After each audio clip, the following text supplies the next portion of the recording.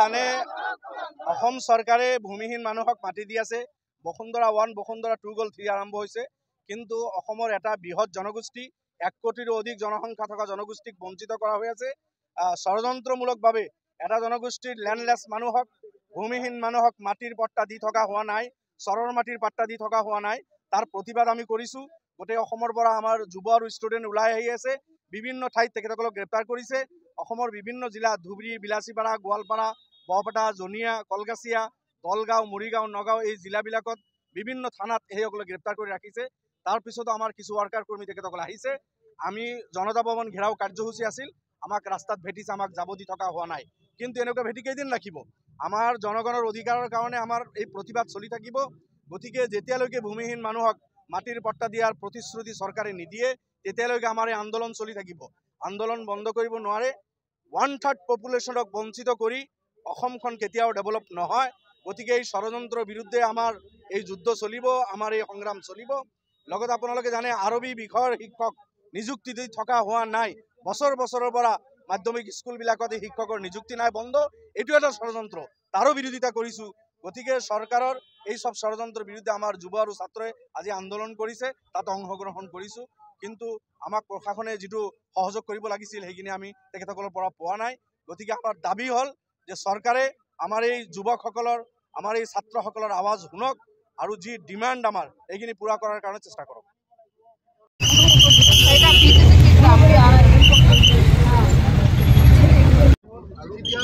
আমি সেইখিনি সময় সামান্য সময় আমি ধৈৰ্য সহকাৰে সংবাদ মাধ্যম আৰু অসমৰ ৰাইজক আমাৰ কথাখিনি জনাব বিচাৰিছোঁ।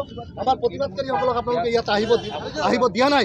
আমি আপোনালোকক ধিক্কাৰ দিছোঁ। গোটেই অসমব্যাপী আপোনালোকৰ বাহিনী আছে, তেওঁলোকৰ জৰিয়তে ভয় আৰু ভাবুকি দিয়াৰ যি ষড়যন্ত্ৰ আপোনালোকে কৰিছে, এইখিনি মানুহৰ প্ৰতিবাদ যদি আপোনালোকে সহ্য কৰিব নোৱাৰে, এইখিনি মানুহৰ কথা যদি আপোনালোকক চৰকাৰক জনাব দিব নিবিচাৰে, জনগণৰ মনৰ কথাখিনি যদি চৰকাৰক জনাব দিব নিবিচাৰে, তাতকৈ ধিক্কাৰৰ বিষয় নাই। আমি ইয়াতে বহি যাম। আমি আমাৰ প্ৰতিবাদকাৰী যিখিনি আহিছে এওঁলোককে আমি আমাৰ দুখাৰ কথা কৈ আমি বিদায় দিম। মই আপোনালোকৰ পৰা সহযোগিতা বিচাৰিছোঁ।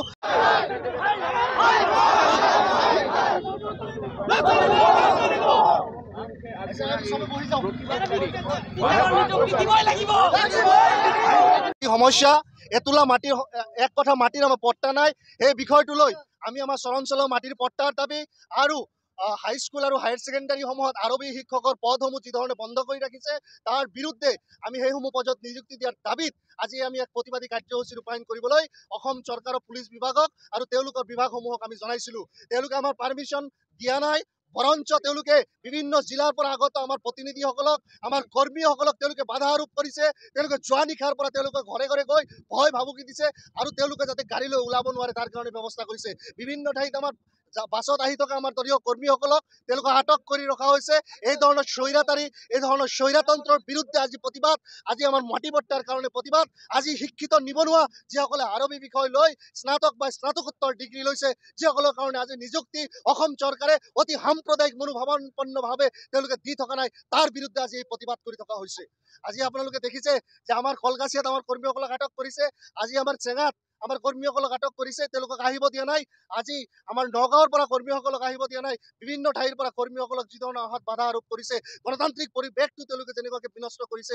আজি মানুহে ইয়াতে এনেকুৱা পৰিৱেশ হৈছে যে উশাহ নিশাহ ল'বলৈ হ'লে হিমন্ত বিশ্ব শৰ্মাৰ পাৰ্মিশ্যন লৈ ল'ব লগা হৈছে। আজি আমাৰ ন্যায্য প্ৰাপ্তিৰ কাৰণে কৈছোঁ, আমি তেওঁলোকৰ উত্তৰ সুৰি যিসকলে যুগ যুগান্তৰ ধৰি একডোখৰ মাটিত বসবাস কৰি আছে, যাৰ আজু ককা সকলোৰে হাড় মংহ মাটিত নিমজ্জিত হৈ গৈছে, তাৰ পিছতো সেই মাটিৰ পট্টা আমি পোৱা নাই। আজি আমি তেওঁলোকৰ উত্তৰ সুৰি শিক্ষিত যুৱ সমাজে যেতিয়া আমাৰ বিষয়টো লৈ আমাৰ কথাখিনি আমি ক'বলৈ ওলাইছোঁ, আমাৰ কথাখিনি মুখ্যমন্ত্ৰীক জনাবলৈ ওলাইছোঁ, সেই সময়ত আমাক বাৰম্বাৰ বাধা আৰোপ কৰি থকা হৈছে।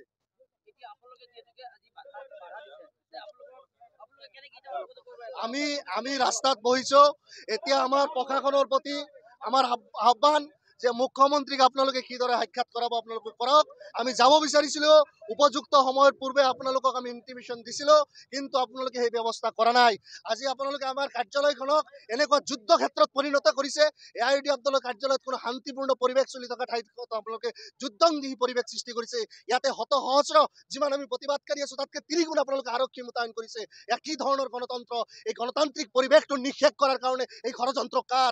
অসমৰ জনগণক আমি জনাব বিচাৰিছোঁ, হিমন্ত বিশ্ব শৰ্মা নেতৃত্বাধীন চৰকাৰখন ক্ষমতাত অহাৰ পিছৰে পৰা সমগ্ৰ অসমব্যাপী তেওঁলোকে আন্দোলনৰ বা প্ৰতিবাদৰ যি পৰিৱেশ, সেই পৰিৱেশটো ধ্বংস কৰিছে।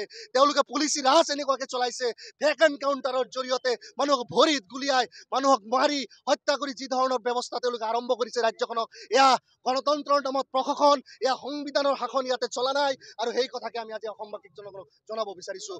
আমি মজলুম জনতাৰ পাৰ্টি, আমি বঞ্চিত মানুহৰ পাৰ্টি, আৰু সেই পাৰ্টিৰ মানুহে আজি যেতিয়া দুষাৰমান কথা দেশৰ বৰমুনীয়াসকলক, ৰাজ্যৰ বৰমুনীয়াসকলক জনাব বিচাৰিছোঁ, তেওঁলোকে এই ধৰণৰ বাধা আৰোপ কৰিছে।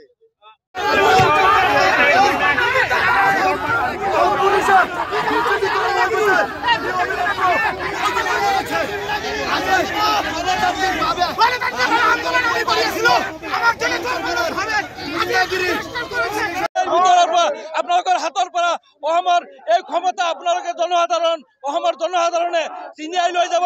গতিকে আপোনালোকে সাৱধান। 26 আগে আগে আমাৰ এই চৰ্তবিলাক যদি আপোনালোকে পূৰণ নকৰে, তেতিয়াহ'লে আমি ইয়াতকে পৰৱৰ্তী সময়ত আৰু ভয়াৱহ গণতান্ত্ৰিক পদ্ধতিত আন্দোলন কৰিবলৈ আমি বাধ্য হ'ম।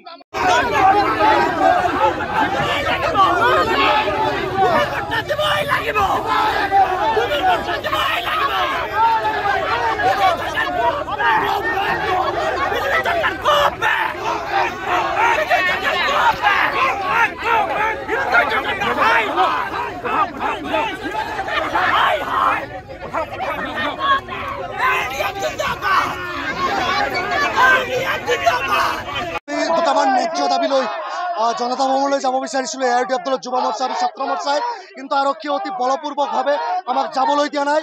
আমাক ইয়াতে ৰখাই দিছে, তেওঁলোকে পদপিষ্ট কৰিছে, আমাক অত্যাচাৰ কৰিছে। এজন গণতান্ত্ৰিক প্ৰতিনিধি হিচাপে আমি আমাৰ দলৰ কৰ্মীসকলক লগত লৈ যাব বিচাৰিছোঁ দিছপুৰলৈ। আমি কোনো ভাংচুৰ কৰিবলৈ অহা নাই, আমি নিৰস্ত্ৰ জনতা।